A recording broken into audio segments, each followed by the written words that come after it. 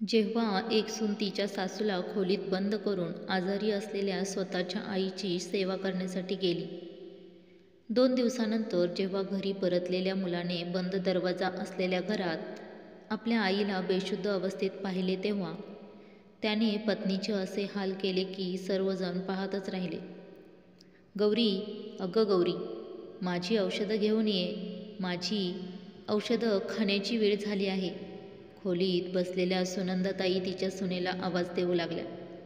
पण कदाचित त्यांची सून कोणत्या तरी कामात व्यस्त होती, त्यामुळे त्यांचा आवाज तिच्यापर्यंत पोहोचतच नव्हता.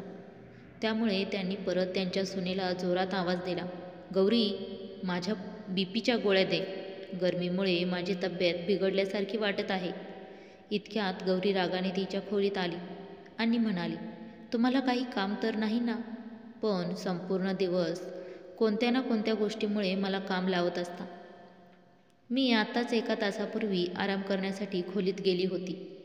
लगेचच तुमची बडबड चालू झाली. मला औषधं दे, हे आणून दे, ते आणून दे. तुमच्या वस्तू तुम्ही सांभाळू शकत नाही का? त्यावर सुनंदाताई त्यांच्या सुनेला म्हणाल्या, जर मी शरीराने लाचार नसती तर तुला कधीच त्रास दिला नसता. मी स्वतःची कामे स्वतःच केली असती. जर मला अंथरुणातून उठता आलं असतं तर मी तुला इथपर्यंत बोलवलंच नसतं.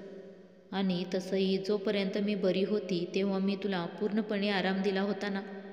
आता मी स्वतःच लाचार आहे तर मी तुला कसा आराम देऊ शकेन? तुला घरातल्या कामांमध्ये कशी मदत करू? मी तुझ्या नवऱ्याला म्हणजेच सूरजला सांगितलं होतं की कामासाठी एखादी बाई ठेव किंवा माझी काळजी घेण्यासाठी कोणाला तरी ठेव, म्हणजे दिवसभर तुला कमीत कमी माझी कामं करण्यापासून सुटका मिळेल. तेव्हा त्यांची सून गौरी त्यांना म्हणाली, तुम्ही असं बोलताय की जसं तुमचा मुलगा करोडपती आहे, जसं काय त्याच्या घरात 4-5 नोकर ठेवण्याची लायकी आहे. तसेही तुम्ही स्वतःला काय समजता? काय माहीत. बरं आहे की तुम्ही जास्त श्रीमंत नाही, पण नखरे मात्र श्रीमंतांपेक्षा कमी नाही. तुम्हाला माहीत नाही का की तुमच्या मुलाची नोकरी कशी आहे आणि त्याला किती पगार आहे? आणि अशात एकाला कामासाठी ठेवलं तर खर्च अजून वाढेल, मग त्याचा पगार कोण देणार? असं म्हणत गौरी तिच्या सासूला अंथरुणावर औषधं जोरात आपटून गेली. सुनंदाताईंनी त्यांच्या अंथरुणातून घसरत घसरत टेबलजवळ जाऊन पाण्याचा ग्लास घेतला आणि तो काचेचा ग्लास घेताना त्यांच्या हातातून निसटला आणि ग्लास तुटलेला जोरात आवाज झाला. तो आवाज ऐकून त्यांची सून तिच्या खोलीत जोरजोरात बोलू लागली की स्वतःला काही करायला जमत नाही, पण खर्च वाढवायला मात्र 1 नंबर आहात. ग्लास असा तोडून टाकला की जणू काही सासरावरून खाली येऊन त्यांचा खर्च देणार आहे. प्रत्येक गोष्टीला मर्यादा असते. अशा लोकांचं काय करावं ते मला अजिबातच कळत नाही, असं ती म्हणू लागली. आणि काही वेळाने ती आपोआपच शांत झाली. पण सासूजवळ येऊन नेमकं काय घडलं आहे आणि त्यांना काय हवं आहे हे पाहण्यातच कष्ट तिने घेतलं नाही. त्यानंतर सुनंदाताईंनी बॉटलमधले असलेले पाणी पिऊन स्वतःची औषधं घेतली. तर मित्रांनो, तुम्ही आता विचार करत असाल की सुनंदाताई उठून साधं पाणी घेऊ शकत नाही. पण का? फक्त यामुळे नाही की त्या एक सासू आहेत आणि त्यांना सुनेकडून सर्व कामं आवरून घ्यायची होती. नाही, असं नाही. सुनंदाताई या स्वभावानेच खूपच चांगल्या महिला आहेत. सुरुवातीला जेव्हा गौरी सून म्हणून त्यांच्या घरी आली तेव्हा त्यांनी तिला अगदी प्रेमाने वागवलं. तिला त्यांनी कोणत्याच गोष्टीची कमतरता भासू दिली नाही. तिला त्यांनी मुलगी समजून घरातल्या प्रत्येक कामामध्ये मदत केली. तसंच त्यांनी तिच्या प्रत्येक गरजांवर आणि आनंदांवरही लक्ष दिलं. त्या खूप स्वच्छ मनाच्या होत्या. पण बीपी आणि शुगर यांचा त्रास त्यांना होत होता. आणि अशाच एका दिवशी अचानक गरमीच्या दिवसांमध्ये बसलेल्या असताना त्यांची तब्येत बिघडली. त्यावेळेस घरात कोणीच नव्हतं. त्यांची सून गौरी स्वतःसाठी कपडे घेण्यासाठी शेजाऱ्यांसोबत बाजारात गेली होती. जेव्हा ती बाजारातून आली तेव्हा तिने पाहिलं की तिची सासू बेशुद्ध अवस्थेत त्यांच्या बेडवर पडलेली दिसली. त्यांना अशा अवस्थेत पाहून ती घाबरून गेली आणि तिने त्यांच्या चेहऱ्यावर पाण्याचा शिंतोडा मारून शुद्धीवर आणण्याचा प्रयत्न केला. त्यानंतर तिने तिच्या नवऱ्याला फोन करून घरी बोलावून घेतलं. ते दोघंही सुनंदाताईंना घेऊन हॉस्पिटलमध्ये पोहोचले, पण त्यांची तब्येत खूपच बिघडली होती. त्या स्वतःचे डोळे उघडू शकत नव्हत्या. आपल्या आईची अशी परिस्थिती पाहून सूरज खूप घाबरून गेला, पण डॉक्टरांशी बोलल्यानंतर त्याने त्याच्या आईला हॉस्पिटलमध्ये ॲडमिट केलं. संपूर्ण रात्रभर हॉस्पिटलमध्ये ॲडमिट केल्यामुळे आणि अनेक चाचण्या केल्यानंतर समजलं की त्या BP आणि शुगरच्या पेशंट असल्याने त्यांची तब्येत अचानक खूप बिघडली.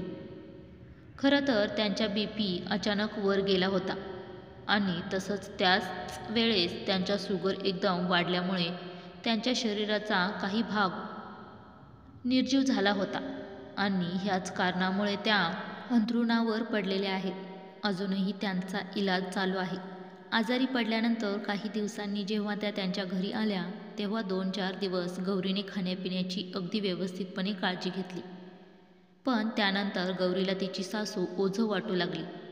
खरं तर त्यांची परिस्थिती अशी होती की देवाच्या कृपेने त्यांचे दोन्ही हात पाय सुरक्षित होते, पण गुडघ्याखालचा भाग निर्जीव झाला होता, ज्यामुळे त्या उभ्या राहू शकत नव्हत्या. पण काठीच्या आधाराने त्या हळूहळू चालणं शिकत होत्या. आता त्यांच्या आजारपणाला 3 महिने झाले होते आणि त्या पूर्णपणे बरेही झाल्या नव्हत्या. तरीही त्यांनी त्यांचं आयुष्य व्यवस्थित घालवण्यासाठी त्यांना चालणं खूप महत्त्वाचं होतं. त्यांना ह्या गोष्टीची जाणीव होती की त्यांची सून त्यांच्या कामाला कंटाळली होती. म्हणूनच त्यांनी आपल्या सुनेला सांगितलं की गौरी, तू सूरजला सांग की घरात काम करणाऱ्या कोणत्या तरी बाईशी बोलून घे, म्हणजे ती माझी कामं करत जाईल. ही फक्त काही महिन्यांचीच अडचण आहे. पण त्यांच्या सुनेने त्यांच्या या गोष्टीची टाळाटाळ केली आणि तिने तिच्या नवऱ्याला याबद्दल काहीच सांगितलं नाही. पण इथे सूरज मात्र विचार करत होता की आईला सांभाळण्यासाठी गौरी आहे. जर एखाद्या बाईला कामासाठी ठेवलं तर ती आईची काळजी कशी घेईल कुणास ठाऊक. गौरी त्यांची सून आहे म्हणून ती अगदी व्यवस्थितरित्या काळजी घेईल आणि काम करणाऱ्या लोकांना फक्त पैसाच पडलेला असतं, त्यामुळे तो कोणाशीच याबद्दल बोलत नव्हता. असेच 2-4 दिवस निघून गेले आणि सुनंदाताईंनी कामासाठी बाईबद्दल परत विचारल्यावर गौरी म्हणाली, सांगितलं आहे ते आता कामवाली बाई शोधत आहेत. जशी बाई मिळेल ती लगेचच इथे यायला सुरुवात करेल. आता शहरांमध्ये विश्वासू काम करणाऱ्या व्यक्ती शोधणे म्हणजे एखाद्या पेंढ्याच्या ढिगाऱ्यात कुणीतरी सापडल्यासारखं होतं. आपल्या सुनेचं असं म्हणणं ऐकून सुनंदाताई तिला परत काहीच म्हणाल्या नाहीत. दुसऱ्या दिवशी गौरी जेव्हा तिच्या बहिणीसोबत फोनवर बोलत होती तेव्हा असं कळालं की 2-3 दिवसांपूर्वी तिच्या आईची तब्येत खूप बिघडली होती आणि त्यामुळे त्या हॉस्पिटलमध्ये ॲडमिट होत्या. पण याबद्दल गौरीला कोणीच काहीही सांगितलं नव्हतं. हे ऐकून गौरी काळजीत पडली आणि म्हणाली, दीदी, बरं झालं तू मला सर्व काही सांगितलंस, नाहीतर मला आईबद्दल काहीही कळलं नसतं. मी उद्याच आईला पाहायला येते. जेव्हा तिने तिच्या नवऱ्याला आईबद्दल सांगितलं आणि म्हणाली, मी उद्या माझ्या आईला भेटायला जाणार आहे, तेव्हा सूरज गौरीला म्हणाला, जर शक्य असेल तर तू तुझ्या आईला नंतर भेटायला जा. जर तू आता तुझ्या आईला भेटायला गेलीस तर माझ्या आईला म्हणजेच गौरीच्या सासूला कोण बघणार? आणि तसंच मला माझ्या ऑफिसच्या कामासाठी 2 दिवस बाहेर जावं लागणार आहे, त्यामुळे मी इथे नसणार. आणि जर तू तुझ्या माहेरी गेलीस तर आईची काळजी कोण घेणार? तेव्हा गौरी म्हणाली, मी आईकडे सकाळी लवकर जाऊन संध्याकाळी परत येणार आहे आणि तसंच संपूर्ण जेवण बनवून जाईन आणि त्यांच्या आवश्यकतेच्या गोष्टी त्यांच्याजवळ ठेवून मी आईकडे निघेन. त्यामुळे तुम्ही काळजी करू नका, मी लवकरात लवकर येईन. तेव्हा सूरजने तिला जाण्यासाठी होकार दिला आणि म्हणाला, ठीक आहे गौरी, तू तुझ्या आईला भेटून ये, पण वेळेत परत ये. दुसऱ्या दिवशी गौरी तिच्या आईकडे जात होती तेव्हा तिने तिच्या सासूसाठी संपूर्ण जेवण बनवलं आणि ते जेवण सासूच्या खोलीत ठेवून ती तिच्या माहेरी आईला भेटण्यासाठी निघाली. जेव्हा ती तिच्या माहेरी गेली आणि पाहिलं तर तिची आई खूप कमजोर दिसत होती आणि तिची बहीण तिच्या आईची 2 दिवसापासून काळजी घेत होती, कारण तिची वहिनी गौरीच्या आईची म्हणजेच सासूची व्यवस्थित काळजी घेत नव्हती. याबद्दल गौरी जेव्हा तिच्या आईशी बोलली तेव्हा असं समजलं की तिच्या आईची तब्येत बऱ्याच दिवसांपासून बिघडलेली आहे. आणि गौरीची वहिनी गौरीच्या आईला डॉक्टरांकडे घेऊन जाणं योग्य समजत नव्हती आणि तसंच तिच्या आईच्या बाबतीत निष्काळजीपणा करत राहिली. तिची आई आजारपणात घरातलं संपूर्ण काम करत राहिली, ज्यामुळे त्यांची तब्येत खराब झाली आहे. आता हॉस्पिटलवरून आल्यावर सुद्धा तिची वहिनी त्यांची योग्यरित्या काळजी घेत नव्हती. यामुळे गौरीची मोठी बहीण 2-3 दिवसांसाठी आईकडे राहण्यासाठी आली होती. आता गौरी माहेरी आली होती तेव्हा तिच्या मोठ्या बहिणीने तिथेच आईकडे 2-3 दिवस राहण्यासाठी सांगितलं आणि गौरीसुद्धा यासाठी लगेचच तयार झाली. गौरीच्या आईने गौरीला सांगितलं होतं की तुझी सासू घरात एकटी आहे आणि तसंच आजारी आहे, त्यामुळे तिच्या खाण्यापिण्याचं कसं करेल. तेव्हा गौरीने तिच्या आईला सांगितलं की मी येताना शेजारच्या काकूंना सासूची काळजी घेण्यास सांगितलं आहे आणि तसं संध्याकाळी सूरज घरी येतीलच आणि तसंही ते 2-3 दिवस आईला सांभाळू शकतील. जरी मला 2-3 दिवस जमलं नाही तर आज आणि उद्याचा दिवस मी इथेच थांबते, बाकीचं नंतर बघू. आधी तू थोडीशी बरी हो, त्यानंतर मी निघून जाईल. आता गौरी तिच्या आईजवळ थांबली. आजचा दिवस असाच निघून गेला. दुसऱ्या दिवशी गौरीने तिच्या बहिणीच्या तोंडून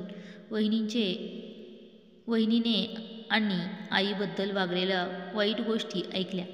तेव्हा तिला खूप राग आला. ती तिच्या वहिनीच्या खोलीत गेली आणि त्यांच्याशी भांडू लागली. गौरी म्हणाली, वहिनी, तुम्हाला लाज वाटत नाही का? तुम्ही माझ्या आईची काळजी घेऊ शकत नाही?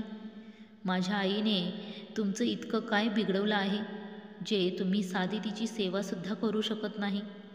घरात नुसतंच बसून लोणचं घालता का?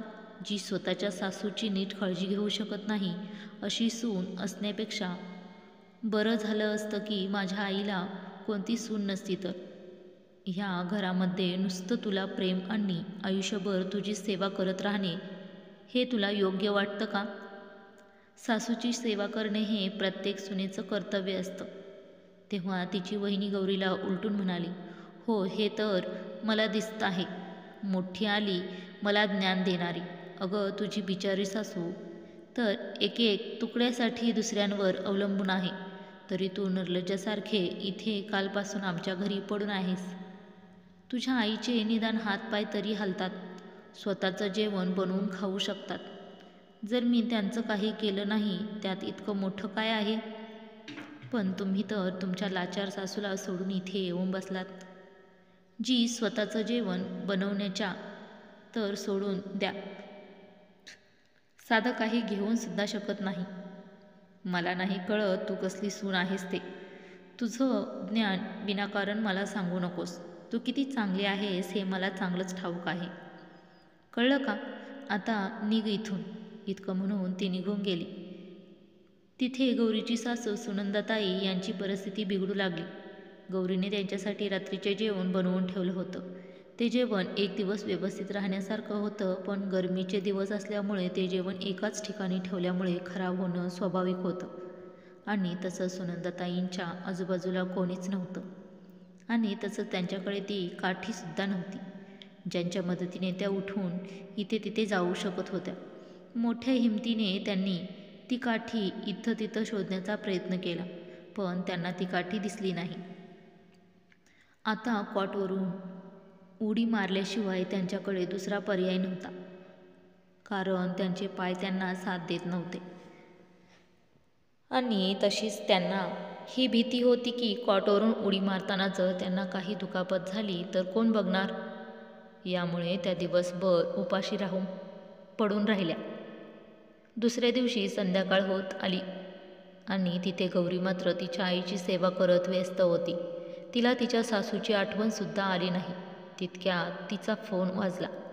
तेव्हा तिने पाहिलं की तिच्या नवऱ्याचा म्हणजे सूरजचा फोन येत होता. गौरीने मोठ्या हिमतीने सूरजचा फोन उचलला. त्याच्याशी फोनवर बोलण्याची तिची हिंमत होत होती, तरीही तिने त्याच्यासोबत बोलण्याची हिंमत केली आणि तिने सूरजचा फोन उचलला. तेव्हा तिने पाहिलं की त्याच्या नवऱ्याचा म्हणजे सूरजचा फोन येत होता. गौरीने मोठ्या हिमतीने सूरजचा फोन उचलला. त्याच्याशी फोनवर बोलण्याची तिची हिंमत होत नव्हती, तरीही तिने त्याच्यासोबत बोलण्याची हिंमत केली. आणि तिने सूरजचा फोन उचलला. जेव्हा सूरजने तो फोन आईला घेण्यास सांगितला तेव्हा गौरीने कारण दिलं की सूरज, आई झोपल्या आहेत. मी उद्या त्यांचं बोलणं तुझ्यासोबत करीन. सूरजचं असं अचानक फोन येणं हा योगायोग नव्हता. पण सूरजला काहीतरी शंका आली होती, ज्यामुळे त्याने परत त्याच्या आईच्या मोबाईलवर फोन लावला. पण कोणीही फोन उचलला नव्हता.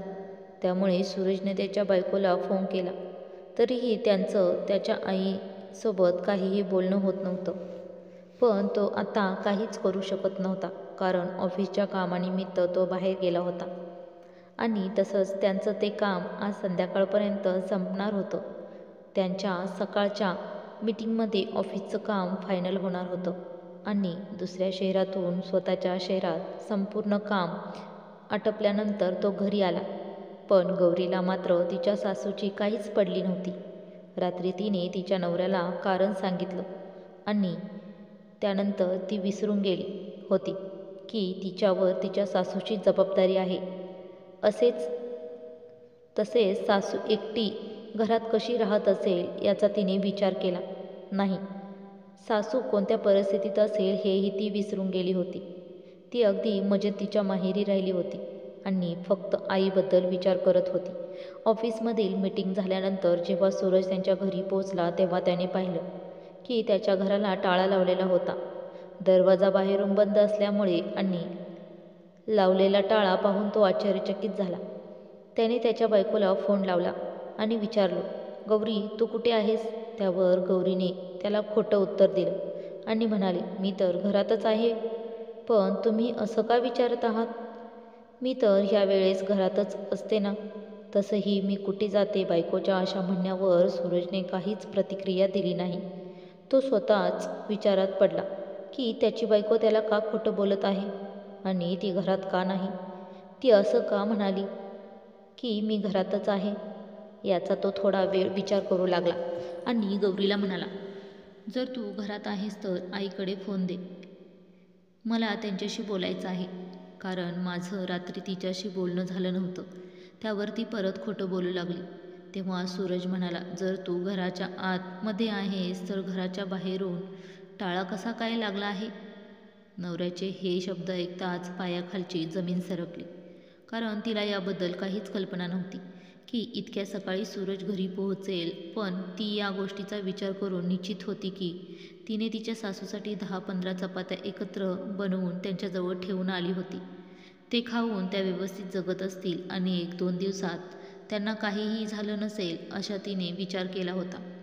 आणि तसंही ते तिच्या आईच्या घरी इतकी रमली की तिच्या सासूला तब्येतीची गोष्ट डोक्यातून निघून गेली. पण सूरजने फोन केल्यामुळे तिचं डोकं फिरू लागलं आणि ती विचार करू लागली की आता मी काय खोटं बोलू? पण खोटं नेहमी पकडलं जातं. सूरज दरवाजाच्या बाहेरच उभा होता. तो म्हणू लागला, गौरी, खरं खरं सांग, तू कुठे आहेस आणि माझ्याशी खोटं का बोलत आहेस? कारण मी दरवाजाच्या बाहेरच उभा आहे आणि दरवाजाला बाहेरून टाळा लावलेला आहे. बाहेर कोणीच नाही, आतमध्ये कोणीच नाही. नक्की काय चाललं आहे? तेव्हा गौरी घाबरून गेली आणि जेव्हा ती आता कोणतंही कारण देऊ शकत नव्हती तेव्हा तिने इथे नेटवर्क इश्यू आहे असं कारण सांगितलं आणि म्हणाली, सूरज, मला तुमचा आवाज बाहेर बरोबर येत नाही. मला तुमच्या काहीच ऐकू येत नाही. तिने नेटवर्क कारण देऊन म्हणाली की सूरज, मला आताही नेटवर्कमुळे काहीच आवाज येत नाही. मी आता फोन ठेवते आणि काही वेळानंतर तुम्हाला कॉल करते. हॅलो हॅलो, मला आवाज येत नाही. सूरज, कदाचित नेटवर्कचा प्रॉब्लेम आहे असं म्हणून तिने तो फोन ठेवून दिला. आता तिचे हातपाय कापायला लागले आणि दुसऱ्या क्षणी ती तिच्या सासरी जाण्यास तयार झाली. आता सूरज दरवाजाचा टाळा तोडण्याबद्दल विचार करू लागला, कारण बऱ्याचदा दरवाजा वाजल्यानंतर आतून कोणीच प्रतिक्रिया येत नव्हती आणि त्याची बायकोसुद्धा त्याला खोटं बोलत होती. त्यामुळे सूरजने कोणताही विचार न करता दरवाजा तोडून टाकला. जेव्हा त्याने दरवाजा तोडला तेव्हा आतील दृश्य पाहून तो आश्चर्यचकित झाला, कारण त्याची आई व्हरांड्यात बेशुद्ध अवस्थेत पडली होती आणि कदाचित तिने तिथेच शौच केले असावे आणि तिथे जवळच ती पडलेली दिसत होती. स्वतःच्या आईला अशा बेशुद्ध परिस्थितीत पाहून सूरज घाबरून गेला आणि जोराने ओरडत आतमध्ये आला. तो त्यांच्या आईला हाका मारू लागला, पण त्याची आई बेशुद्ध अवस्थेत असल्यामुळे तिला काहीच शुद्ध नव्हती. त्यामुळे ती काहीच प्रत्युत्तर देत नव्हती. घरात आईची अशी परिस्थिती पाहून सूरजने लगेचच एका मित्राला फोन केला आणि ॲम्ब्युलन्स बोलवून घेतली. तो त्याच्या आईला घेऊन हॉस्पिटलमध्ये पोहोचला. हॉस्पिटलमध्ये गेल्यानंतर डॉक्टरांनी तपासल्यावर असं कळालं की त्या कमजोर असल्यामुळे त्यांच्यासोबत अशी घटना घडली. त्याने त्यांच्या आईसाठी औषधे घेतली आणि थोड्या वेळानंतर तो आईला घेऊन घरी पोहोचला. घरी गेल्यानंतर जेव्हा त्याने त्यांच्या पत्नीला दरवाजात उभं असलेलं पाहिलं तेव्हा तो रागाने चवताळून उठला. रिक्षातून खाली उतरताच त्याने घराजवळ पडलेली एक काठी हातात घेतली आणि तिला मारण्यास सुरुवात केली. जोपर्यंत ती खाली पडली नाही तोपर्यंत तो तिला मारत होता. त्यानंतर शेजारच्या लोकांनी त्याला गौरीला मारण्यास रोखले आणि तसंच ते सर्वजण सूरजला ओरडू लागले. तेव्हा सूरजने गौरीने केलेली संपूर्ण घटना सर्वांना सांगितली की असं कसं त्यांच्या पत्नीने त्यांच्या आईला घरात बंद करून आणि बाहेरून टाळा लावून स्वतःच्या माहेरी निघून गेली होती. आणि माहेरी गेल्यानंतर तिने एकदाही परत वळून पाहिलं नाही की तिची सासू हृदयात आहे की नाही.